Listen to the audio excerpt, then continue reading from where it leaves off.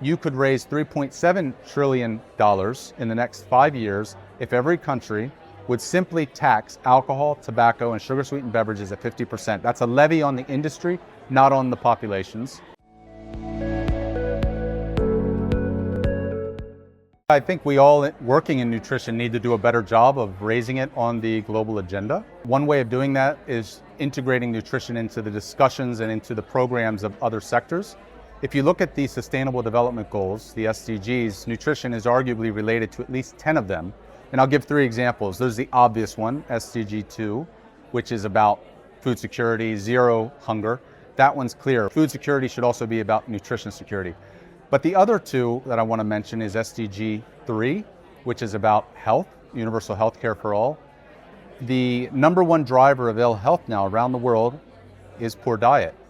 6 out of 11 of the risk factors driving poor health are related to diet again. So we have to address nutrition if we're going to address health. And the third one would be education. If you're going to have good nutrition outcomes, you need to ensure that children are well nourished. Very specifically, iodine.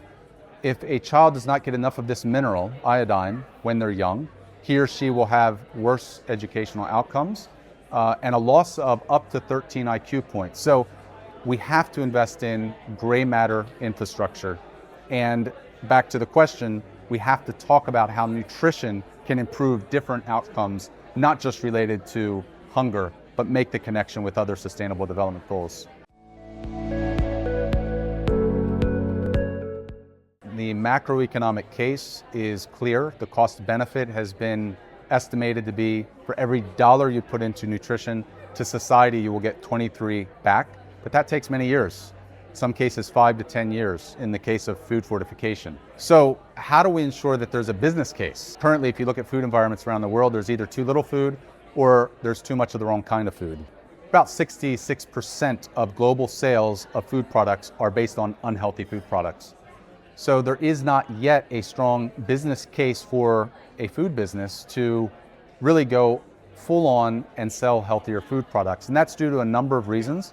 And a lot of it will come down to ensuring that good fiscal regimes, fiscal policies are in place in a country so that you're not subsidizing unhealthy foods, but you're subsidizing healthy foods, and you're taxing the unhealthy inputs that are often used as cheap ingredients. The big one, of course, is sugar. Let's stop subsidizing sugar, and let's also tax sugar-sweetened beverages, for example, where the evidence is clear that that can actually decrease consumption and generate revenue, which can be repurposed for the health system.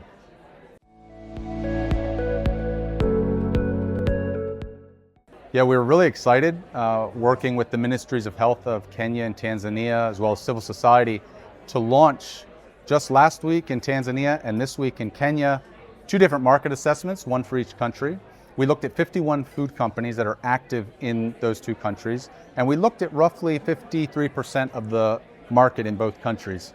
And what we found, not unlike other places, is that when it comes to an urban food environment and packaged foods, you're looking at about 34 to 35% healthy, 66, 65% unhealthy foods.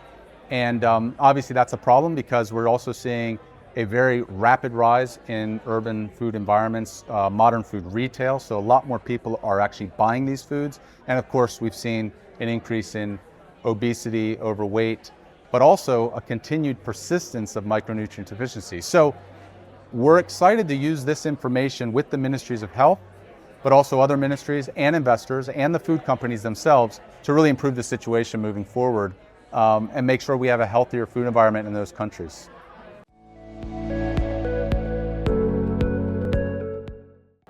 I think English, we have a poor, we use the word food, unlike, other languages like in French, where nourriture, the word nourish is built into the food, the word for food. We need to think about that when we're talking to food companies. Food companies, by the very nature, should be nourishing people. And yeah, we have to incentivize that. We have to penalize companies that continually say, market unhealthy food products to children and get them hooked on those unhealthy foods. That is irresponsible marketing. We need to call it out. There's accountability frameworks, which ATNi runs global index as well as country indexes to really assess how companies are doing on these issues. So I think we need to call out companies when they're irresponsibly marketing, and we need to push companies to disclose how healthy their food products are. And we've had a breakthrough in the last few months where large investors who hold shares in some of the multinational food companies, or 7 of them, are now calling on food companies to disclose how healthy or unhealthy their food portfolios are. And I think if all companies start to do that as a normal way of doing business and set targets to improve the proportionality of how healthy their food portfolios are, then we're going to see improvements over time. I would say fiscal policies. You know, we're here in Sevilla at this UN Development Conference on financing for development, and we're talking about a $4 trillion deficit to reach the Sustainable Development Goals. However, you could raise $3.7 trillion in the next 5 years if every country would simply tax alcohol, tobacco, and sugar-sweetened beverages at 50%. That's a levy on the industry, not on the populations.